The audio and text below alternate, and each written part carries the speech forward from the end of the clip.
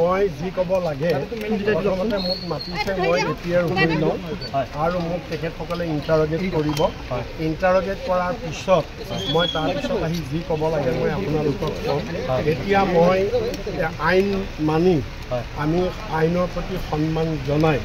মই আহিছোঁ যিহেতু মোক GM ভিজিলেন্সে মাতিছে গতিকে মোৰ সাক্ষ্য ল'বলৈ মোক জেৰা কৰিবৰ কাৰণে মই তেওঁলোকৰ ওচৰত এপিআৰ হৈ লওঁ আৰু এপিআৰ হোৱাৰ পিছত মই ঘূৰি অহাৰ পিছত যদি কিবা আপোনালোকক তাত ক'বলগীয়া থাকে মই তেতিয়া আপোনালোকক জনাম আপোনাৰ কিবা ভুল হৈছে বুলি ভাবেনে আপুনি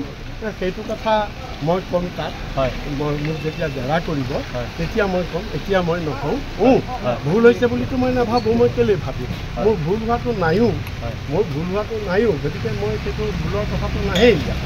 গতিকে মই আলি টকি শেষক আপুনি চিনি পায় মই কেনেকৈ চিনি পাওঁ পাকিস্তানী মানুহ এটা মই নামেই শুনা নাই মই কেনেকৈ চিনি আপুনি কথা পাতিছে